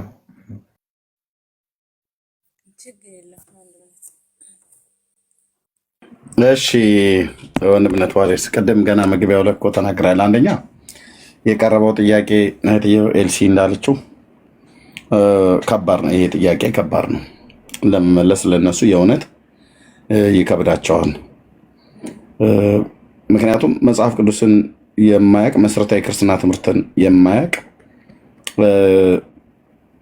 በመሰረታዊ ክርስትና ትምህርትና በሌላው ትምህርት መካከል ያለውን ልዩነት እውነት እንነጋገር ከተባለ ከዚሁ ማህበረሰብ ስለወጣን ምን ብለው መጥተው ራስን ለማጋለጥ ራስን አሳልፎ ለመስጠት ወይ ራስን ለማዋረድ ወይ ለማሰደብ ካልሆነ በስተቀር አሁን እዚህ መጥቶ ሊያወሩት የሚችሉት አገልጋዮቹ አገልጋይ ነን ብለው የሚሉት አይደሉም።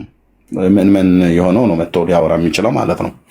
አገልጋይ ነን ብለው ያሉትም ቢመጡም እንኳን ራሱ ይሄ በጣም ትልቅ ጥያቄ የተጠየቁት ማለት ነው። ምክንያቱስ መሰረታዊ ክርስትና ትምህርት ብለው የሚሉት ህዝቡ አያውቀውም። እለት እለት ግን የሚሰማው ከልጅነት ጀምሮ ስንሰማ ያደግነው ሌላ ነው። ቅድም እንዳልኳችሁ የሰዎች ባዮግራፊ የህይወት ታሪክ ማለት ነው። አቡነ ተክለ ሃይማኖት ስለሚባል ጊዮርጊስ ስለሚባል ወይ ማርያም ስለ ጌታ እናት በእሷ ስም የተጻፈ መጽሐፍትን እንዲህና እንደዚህ ነው የመሳሰሉ ነገሮች ነው ሲሰማ ያደገው ህዝቡ ማለት ነው። ስለዚህ ዋነኛ ነገሮች አይደሉም፣ የክርስትና ዋነኛ ነገሮች አይደሉም ብለው የሚሏቸው ነገሮችን ለህዝቡ ይመግባሉ። ዋነኛ ነው ብለው የሚሉትን ነገር ከህዝብ ሸሽገዋል። ይሄ ነው የኦርቶዶክስ በቃ ትልቋ ስትራቴጂ ማለት ነው። ዋነኛ የተባሉትን ነገሮች ለህዝብ አያስተምሩም፣ ለህዝብ አይመግቡም፣ ለህዝብ አይናገሩም፣ ለህዝቡ አላሳወቁም፣ አያስታውቁምም። ዋነኛ አይደሉም ብለው የሚሏቸውን ግን ለህዝብ መግበዋቸዋል፣ ለህዝብ አሳውቀዋቸዋል፣ ለህዝቡ አሳቅፈዋቸዋል፣ መጽሐፍቶቻቸውን አሳቅፈዋል። ቅድም እንዳልኳችሁ ትራስጌያቸው ስር ስትበረብር የምታገኘው እነዚህን መጽሐፍቶች ነው። መኪናቸው ውስጥ መሳቢያቸው ውስጥ ብትፈልግ የምታገኘው እነዚህ መጽሐፍቶች ነው። ሰውነታቸውም ላይ ብትፈልግ ምናልባት ዳብስ ዳብስ ብታደርግ በቆዳ ተሰፍቶ የምታገኘው እነዚህን መጽሐፍቶች ነው። ኦኬ፣ እነዚህ መጽሐፍቶች ነው። ላነጋግራቸው ብለህ ማነጋገር ብትጀምር ራሱ በትምህርቱ ማለት ነው። አንዳንዴ እኛ ስለ በመጽሐፍ ቅዱስ ላይ ስናወራ እነሱ የሆነ ነገር ያወራሉ፣ መንፈሳዊ ነገር የሚመስል ማለት ነው። እና ከየት ነው ያመጣው ይሄን ነገር ብርስን እንደ የእግዚአብሔር ቃል ላይ ነው የእግዚአብሔር ቃል ላይ ያለ መጽሐፍ ቅዱስ ላይ ያለ ብለው ይላሉ። እስቲ መጽሐፍ ቅዱስ እንደዚህ ብሎ የሚለው መጽሐፍ ቅዱስ አምጣ ብለን ስንላቸው ሄደው የሚያመጡልህ መዝገበ ጸሎት ነው። የሆነ የጸሎት መድብል መጽሐፍት አላቸው በአንድነት በጥራዝ የተጠረዘ በቃ እነሱን ነው ያነበቡት። እነሱ ላይ ደግሞ የተጻፉ ከእግዚአብሔር ቃል የወጡ የሚመስሉ ከእግዚአብሔር ቃል ሆድና ጀርባ የሆኑ ነገሮች ናቸው ማለት ነው። ለዚህ ነው ቢመጡም የሚመልሱት ነገር የለም። ገና ጥያቄው ጥሩ ጥያቄ ሆኖ ሳለ ጥሩ ምላሽ ግን የለም። ለዚህ ነው የእግዚአብሔርን ቃል መጽሐፍ ቅዱስን ዋነኛ ትምህርት ነው ይላሉ። ዋነኛው ትምህርት ግን ለሕዝብ ግን የነገሯቸው ገድላት፣ ድርሳናቱና መጽሐፍቶቹ ሌሎቹ በጥራዝ የተጻፉ መጽሐፍቶችን ነው። እንዳልኳችሁ እኛን ሲያገኙ ነው እነዚህ መጽሐፍቶች ዋነኛ አይደሉም ብለው የሚሉን እንጂ እነሱ እርስ በርስ ሲገናኙ ዋነኛ ነገሮች ናቸው። እያንዳንዱ አሁን እዚህ ሶሻል ሚዲያ ላይ የምታያቸው በሙሉ ድርሳነ ሚካኤልና ውዳሴ ማርያም፣ ሰኔ ጎልጎታ፣ አንቀጸ ብርሃን፣ የድስዋ መላእክት የሚባለውን ሳይደግም የማይወጣ የለም። እንደው የደከመ ነው እንኳን ተብሎ ይባል ማለት ነው። ቢያንስ የዕለቱን ያደርሳል። በሙሉ የምታዩቸው እዚህ እስኪ ጠዋት ከጸሎቱ ካደረስከው መጽሐፍት ላይ እስኪ ጥያቄ ልጠይቅ ብለህ ብትለው ግን ዋነኛ ነገር አይደለም ይላል። እና ዋነኛ ነገር ካልሆነ ፀሐይ እየከካህ እየሞቅህ ለምን ቅድም አነበብከው ብለህ ስትል እንግዲህ የመናፍቃን ጥያቄ ነው ብሎ ሊልህ ይችላል። እና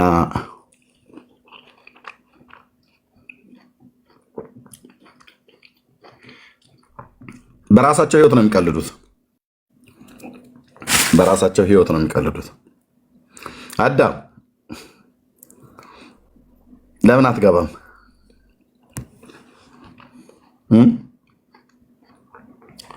በራሳቸው ህይወት ነው የሚቀልዱት።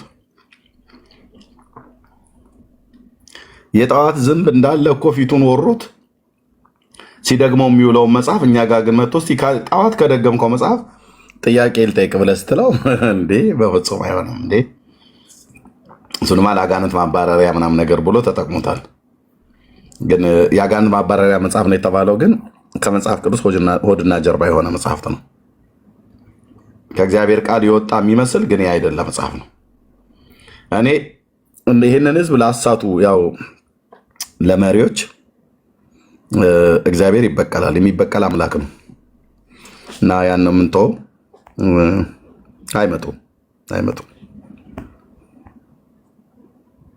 አይመጡም። እሺ ለምትሰሙ ግን እንነግራችኋለን። ከመጽሐፍ ቅዱስ ውጭ የሆኑ መንፈሳዊ መጽሐፍቶች ብላችሁ የምትሏቸው የእግዚአብሔር እስትንፋስ አለበት ተብለው የተነገሩት ሁሉ ጭምር ስታነቧቸው፣ በእውነት ካነበባችኋቸው፣ በመጽሐፍ ቅዱስ ሚዛን ስትመዝኗቸው ፈጽሞ የሰው ልብ ወለድ የሆኑ ስታነቧቸው ብትሉ ነፍሳችሁንም ስጋችሁንም መንፈሳችሁንም ሊቀድሱ የማይችሉ ነፍሳችሁንም ከዘላለም ጥፋት ሊያድኗችሁ የማይችሉ ኢየሱስ ክርስቶስን በማመን መዳን የሚገኝበትንም ጥበብ ሊሰጧችሁ የማይችሉ በጣም የሰው አእምሮ ጭማቂ የፈጠራቸው እውቀቶችና ጽሁፎች ናቸው። አይጠቅሟችሁም፣ አይበጇችሁም። ዘላለምን ያበላሹብሃል። ስንት ዘመን ደገምከው እኮ ወንድሜ፣ ስንት ዘመን ደገምሽው እኮ እህቴ። ተወልደሽ ነፍስ ካወቅሽበት ጊዜ ጀምሮ እስካሁን ድረስ ውዳሴ ማርያም እየደገምሽ ነው። ጠባይሽ አልተቀየረ፣ ጠባይ አልተቀየረ። የደገምከው ድጋም ከመጋኛ ከቁርጥማት ከሰላቢ ከቡዳ እንደምትለው አልተከላከለ። ምድራችን ሁሉ ጭምር እኮ እንደው ከተሰጣቸው ቃል ኪዳን የተነሳ በስማቸው ዕጣን የታጠነ ብሎ አቡነ ሀብተ ማርያም የሚባሉት እዚህ ይላችኋል። ያኔ ኮሮና በመጣ ሰዓት ላይ አሜሪካ ሁሉ ጭምር ማለት ነው። የአሜሪካ ሜሪላንድ ነው ዲሲ ላይ እያየው ነበረ። የአሜሪካን ከተሞች ጭስ በጭስ አደረጉት። በትልቅ መኪና ወጣው ማለት ነው። እጠኑ ኮሮና ይሄዳል ምናምን ነገር ብለው በተሰጣቸው ቃል ኪዳን ተብለው ማለት ነው። አሜሪካ ሀገር ጊዜው እኔ እንኳን ኦርቶዶክስ እኔ በሆነ ራሴ እኔ ድንጋይ ውርዋሮ ነበረም ጀምረው ጭስ አሜሪካ ጭስ ኮሮናን ውልቅ አድርጎ ይሄዳል ብለው ሜሪላንድ ነው ቨርጂኒያ ላይ እንደዚህ እየዞሩ በትልቅ የባይሱዙ ላይ ተጭነው ቄሶቹ እና መቼም ነጮች ምን ብለው ሙድ እንደሚይዙብን መድኃኒዓለም ነው የሚያውቀው። ይሄ የሶስተኛው ዓለም እኮ ህዝብ ምንም ከቺምፓንዚ ዝንጀሮ ያልተለየ ነው ብለው ሊሉ እንደሚችሉ ጠረጥራለሁ። ብለው ቢሉንም ደግሞ ተገቢ ነው። ጭስ ታጨሳለህ እንደ አሜሪካ መጣ አንተ በሽታ ይሄዳል ብለህ አሁን አምተባሪ የሚባለው ሰው የኢትዮጵያ ውስጥ ተጎልቶ ታቦቱ ይኸው እኛ ስንት ዘመን እኮ አጨስን። እንደ ኢትዮጵያ ውስጥ እንደሚጨሰው ጭስ ከሆነ ከዕጣን እስከ ጎማ አይደል የምናጨሰው ኢትዮጵያ ከዕጣን እስከ አቦዬ ፀጉር የአቦዬ ፀጉር ተብሎ የዛፍ ቅርፋፊ እኮ ከዝቋላ ሄዶ ይህንን የሻገተውን የዛፉን አልጌ ጎትተው አምተው ቆንጅዬ ነው የአቦዬ ፀጉር ነው የአቦዬ ፂም ነው እጥን ብታደርጊው ውልቅ ብሎ ሄድልሽ አድርጋላሽ ላይ ያሉ ስንት ነገር አጨስን ኢትዮጵያ ውስጥ ከጎማ ከቀበርቾ ከገዛዋ ምን ያላጨስ ነው አለ። ከህዳር ጭስ እስከ ኩበት ጭስ ከኩበት ጭስ እንደ ህዳር ንብ ስንታጠናለን የምንኖረው እኛ ኑሯችንም እኮ የጭስ ነው እና የኢትዮጵያ ተፈወሰች እንደ የጭስ በፍጹም አልተፈወሰችም።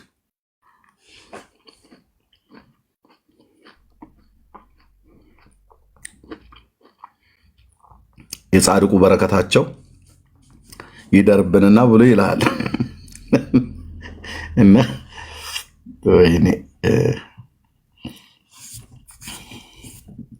እኔ ግን በራሴ እናደር ነበር። እኔ ራሴ እናትና አባቴ እዛ ሃይማኖት ውስጥ ባይኖሩና እኔ ራሴ ገብቼበት ቢሆን ይህንን ሃይማኖት ምን ስል ነው የገባሁት እዛ ውስጥ የነበረው ነው እኮ ብዬ ምን በእውነት አንዳንዴ በጣም ነው የሚሰማኝ። እንደዚህ ፉዞ ሆኜ ነበር። ዶሮ ነው ጠምዝዘው የጣሉብኝ ምንድን ነው እኮ ብዬ እስክል ማለት ነው።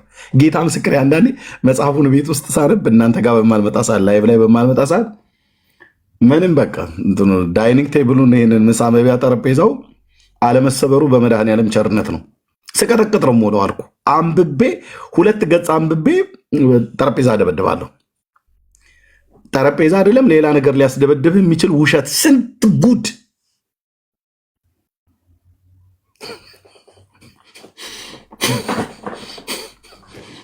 ደግሞ እኮ የሚያናዱ ሐዋርያዊ ቅብብሎች ሲሉ ነው። ኤርሚዬ ኧረ ተይኝ እህትዬው ተይኝ። በጣም ነው የሚያበሳጨኝ እኔ የእውነት። ጴጥሮስ አሁን ጌታ ካጸደ ሔዋን ቢያመጣው እኔ የምልህ ታውቀዋለህ ወይ ቅዱስ ጴጥሮስ ብለን ብንለው እኔ ኧረ እኔ በብዙ ነው የሚለው። ግዕዝ እንዴት ነው አታውቅም? ምክንያቱም ኦርቶዶክስ ግዕዝ ያውቃሉ ሐዋርያት ሁሉ ብላ ስለምትል ማለት ነው። እነ ቅዱስ ሚካኤል ሁሉ ግዕዝ ያውቃሉ፣ ገብርኤልም ግዕዝ ያውቃል። በግዕዝ ነው የሚደግሙት በተዋህዶ ሃይማኖት ስላሉ ብለው ስላሉ ማለት ነው። እና ምንም በቃ በወጣቶቹ ንግግር ጴጥሮስ ምንም አታርፍም ማለት ነው። ግዕዝ ብለን ብንለው ይሄድ ያውቃል። የሊቀ ካህኑን ጆሮ በቆረጠበት ቢለው ራሱን መልሰ ጴጥሮስን ቆርጠው ግዕዝ አያውቅም። ኦርቶዶክስ ግን ትላለች ምስራቅ አፍሪካ ላይ ግዕዝ ያውቃሉ አባቶቻችን በግዕዝ ነበር ይደግሙ የነበሩት ሐዋርያቱ ብላ ማለት ነው። ወይኔ ወይኔ ወይኔ ወይኔ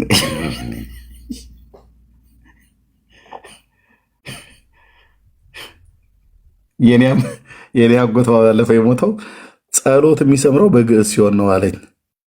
ለምን ብዬ ስለው በጣም አደገኛ ሰይፍ ነው አለ። በግዕዝ ከደገምክ ሰይፍ ነው በቃ ቆርጦ ነው ደግሞ የመናፍቃን መዶሻ ነው ይላል። ያው ትክል ድንጋይ ላይ ቆመ ፒሪ ፒሪ ፒሪ ፒሪ ስትል ብትል ምንም የምታመጣው ነገር የለም። የደከመ ጴንጤ ብድግ ብሎ በጌታ በኢየሱስ ስም በእኚህ ጥምጣማም ሰውዬ ላይ የሚሰራ ክፉ ጋኔንና መጋኛ በስሙ ጉልበት የተነቀለ ይሁን በኢየሱስ ስም ብለው ሲሉ በቃ አለቀ። ከዛ በኋላ የሰላም እንቅልፍ ትተኛለህ።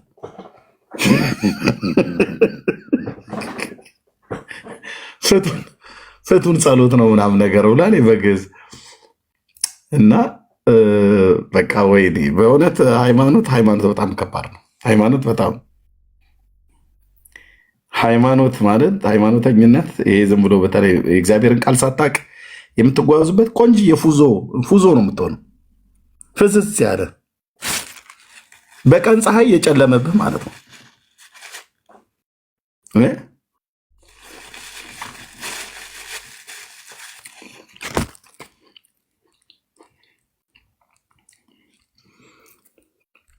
ለምትሰሙ እውነቱን እንነግራችኋለን። መዳን በእግዚአብሔር ልጅ በኢየሱስ ክርስቶስ በማመን ነው። እንሰማኝ ከሆነ ወንድም አለም ለአንተ ነው የምነግርህ። እባክህ ብሉይና አዲስ ኪዳን የሚባል እስትንፋሰ እግዚአብሔር ያለበት የአምላክ የእግዚአብሔር መንፈስ በአምላክ በእግዚአብሔር መንፈስ በስላሴ በሶስተኛው አካል በሆነው በመንፈስ ቅዱስ በእግዚአብሔር መንፈስ ቅዱስ ኢንስፓየር የሆኑ ቅዱሳን ነቢያት አባቶች የተነበዩት ትንቢት፣ እንደዚሁም ቅዱሳት ሐዋርያት የሰበኩት ስብከት የተጻፈበት እነሱ መጽሐፍቶች ለትምህርትና ለተግሳጽ ልብንም ለማቅናት በጽድቅ ላለው ምክር የሚጠቅሙ ስታነባቸው ሕይወትህን የሚያነቡ ስታነባቸው ኢየሱስ ክርስቶስን በማመን መዳን የሚገኝበትን ጥበብ ሊሰጡ የሚችሉ መጽሐፍት ናቸው። እነማን ያልኩት? ብሉይ ኪዳንና አዲስ ኪዳን ላይ የተጻፉት 66 እስትንፋሰ እግዚአብሔር ያለባቸው መጽሐፍት። ከዛ ውጭ ያለውን የተቆላ ሻሮ ማለት ነው። ከዚህ ውጭ ያለውስ መጽሐፍ ኤርሚያስ 80 አሐዱ 90 አሐዱ 40 አሐዱ ምናምን ነገር ብሎ የሚሉት የተቆላ ሻሮ ማለት ነው። ስትካካው ልትውል ትችላለህ፣ ምንም አይጠቅምህም። አለቅ። ጥሩ የሚገልጠው ይሄ ነው፣ በገጠርኛው ንግግር ማለት ነው። የተከካ ሻሮ ወይ ደግሞ አውድማ ላይ እህል ስንወቃ ዋናውን ምርት ስናስገባ የተውኑ ግርድ የሚባል አለ። ገረድ አይደለም፣ ግርድ። በነፋስ የሚወሰድ ከብቁ ጋር አብሮ የሄደ ማለት ነው። እንደውም እሱን ግርዱን አንዳንዴ እናቶች ለአረቄ ቂጣ ምናምን ነገር ያደርጉታል። ይሄ ግን ለአረቄ ቂጣ የሚሆን አይወጣውም። አንብበው ማለት ነው። እና የእግዚአብሔር መንፈስ ያለባቸው መጽሐፍት ለትምህርትና ለተግሳጽ ልብንም ለማቅናት በጽድቅ ላለው ምክር ይጠቅማል። አንድ ኢየሱስ ክርስቶስ ስታነባቸው ኢየሱስ ክርስቶስን በማመን መዳን የሚገኝበትን ጥበብ ይሰጠዋል። ገላትያን ስታነበው፣ ኤፌሶን ስታነበው፣ ተሰሎንቄ ስታነበው፣ ጢሞቴዎስን ስታነብ፣ የሐዋርያት ሥራ፣ ሮሜን፣ የዮሐንስን ወንጌል፣ አራቱን ወንጌላት፣ 27ቱ ቅዱሳት መጽሐፍት፣ የብሉይ ኪዳን፣ የሙሴ ሕግ፣ የነቢያት፣ የመዝሙራትን መጽሐፍት ስታነበው እግዚአብሔር በባለፉት ትውልዶች እንዴት እንደሰራ፣ እንዴት እግዚአብሔር ሕዝቡን የወደቁትን እንዴት እንዳነሳ፣ የሳቱትን እንዴት እንደመለሱ፣ የምሕረቱ ባለጠግነት፣ የርኅራኄው ብዛት፣ የቸርነቱ ብዛት፣ ለፍጥረቱ እንዴት እንደሚራራ ጌታ እንዴት አይነት ቸር አምላክ መሆኑን በቃ ይነግራል። በቃ ፍንትው ብሎ ስታነበው ራሱ ብርሃን ነውና የእግዚአብሔር ቃል ብርሃን ነውና መንፈስምና ሕይወትም ስላለው ሕይወትህ እየተለወጠ ይመጣል። በእውነት ንግግር እየተለወጠ ይመጣል። እኔ ጌታን ሳላቅ በፊት ከዛሬ 27 ዓመት በፊት ብታገኘኝ እንደዚህ አይነት ሰው አልነበርኩኝም። ቢያንስ እንደዚህ አሁን እንደማወራችሁ እንኳን አላወራም።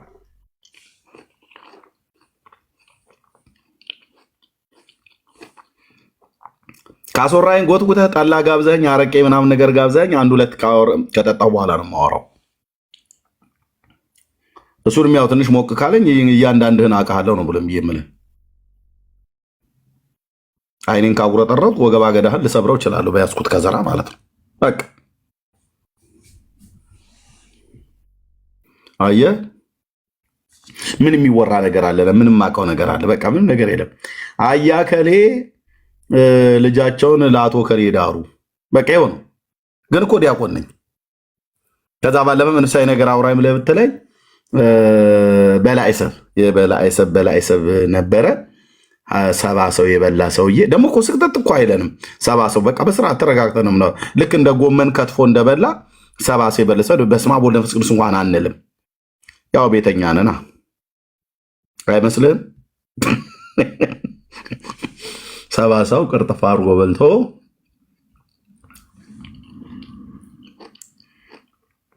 እንዴ ታዲያ የማንም ጭራቅ መንግስተ ሰማያት በውሃ ጠብታ ገባ ምናምን ነገር። ይሄ እኮ እልም ያለ እኮ ምን ብዬ ልበለው ወንድም አለ። ይሄ ነው የሚሰበከው። በቃ የበላዔሰብ እመቤት በላዔሰብ በቃ ትልቁ የምናውቀው ይሄ ነው ተአምር።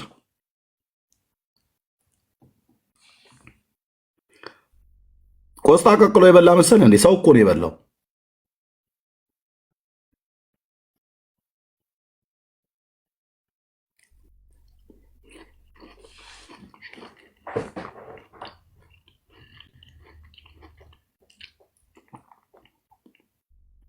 ጌታ ኢየሱስ ስምህ ለዘላለም ይባረክ የኔ አባት። በእውነት እንዲህ አሁን የቸርነቱን ብዛት ስነግርህ ገና ስጀምረው አይኔ በእንባ ይሞላል። የጌታዬን ቸርነት የትዕግስቱና የርኅራኄውን ብዛት እኔን መውደዱ እኔ ግርም የሚለኝ እኔን መውደዱ ነው። እኔን ስለማታውቁኝ ነው እህቶቼ ነው ወንድሞቼ፣ እድገት ላይ ስለማታውቁ ነው። እናንተንም ስለማላውቃችሁ ነው።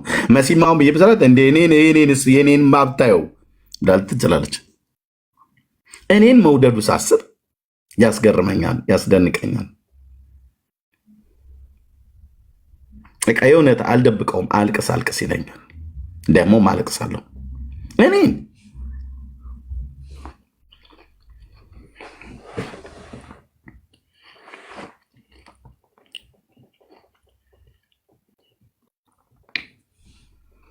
ይህንን ማንም አይነግራቸውም።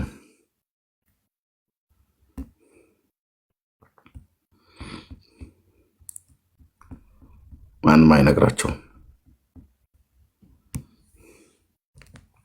ምን ነበረ? አንድ መዝሙር ነበረ ድሮኛ ገጠር በሰንበት ትምህርት ቤት ብለው መጥተው ነግረው፣ እኔ እንኳን ሰንበት ትምህርት ቤት ብዙም አልቆየው ነበረ። ወይኔ ዋ የሚባል አንድ ዘፈን ነው።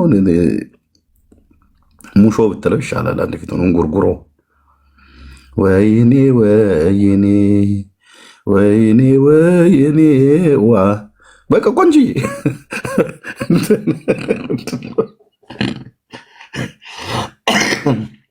መርዶ የተረዳን ይመስል በፈተና ጊዜ ምንድነው መከራ ፈተና ጊዜ ወይኔ አባ ዮሐንስ የዘመሩት አይደለ? የባለጸጋሙ ሰውዬ ወሰዱብን የእኛን መዝሙር። ምን አሉ? ምን አሉ አባ ዮሐንስ? እንዴ አሁን እሳቸው አንድ በላው ዘምራለሁ ብለው ሲሉ ሰምቼ እንዴ እንዲህ ናትና ኤርሚያስ፣ እኔ እኮ ስንት በዚህ ጉዳይ እልል የተባለ ልጅ ዘማሪ ነበርኩ። የእሳቸውን ድምፅ ሰምተህ ሰውየዋ ነው የተባለው ነው ሰውየውን ሴትዮዋ ከገበያ ስትመለሳለች የተባለው እምቧ ብሎ የሚል አይነት ነገር ሆኖባት ሰውየው ሲዘፍን ምንም ቆሞ ሊሰማው የሚችል ሰው አጣ። ማሲንቆን እየገዘገዘ ዜማ እየቀያየረ አሳ በለው ምንትን ብቻ የሚለውን ይላል። ምንም ሰሚ አጣ። ማንም ዞር ብሎ የሚያየው የለም። ስለዚህ ከፍቶት ሄዶ የገበያ መንገድ ላይ ቁጭ አለ ዛፍ ስር። ከገበያ ሲመለስ ሰው በዛ ሲያልፍ ማሲንቆውን እየገዘገዘ ሲመታ እየሰሙ እያዳመጡ ውስጥ አስተያየት ይሰጡኛል ብሎ ማለት ነው። እና አንዷ ከገበያ ስትመለስ አንዷ እህት እዛ ዛፉ ጋር ስትደርስ በማሲንቆ እየገዘገዘ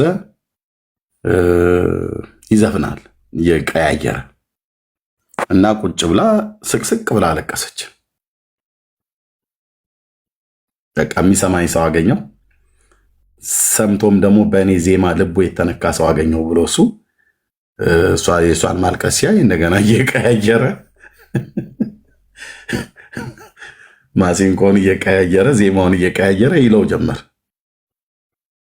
እና መጨረሻ ላይ አቁሙት። እኔ የምልሽ ከቀደም ጀምሮ እያየሁሽ ነው እና ከመጣሽበት ጊዜ ጀምሮ እያለቀሽ ነው እና ምኑ ነው ያስለቀሰሽ? ግን የኔ ያዘፋፈን ስልቱ ነው? የማሲንቆ አደራደር ነው? የዜማው ጣዕም ነው? ምንድን ነው ብሎ ይጠይቃታል። እና እሷም ብላ ብትመለስለት ጥሩ ነው። አይ አይደለም፣ የማሲንቆም አይደለም፣ ዜማውም አይደለም እና የግጥሙም አደራደር አይደለም።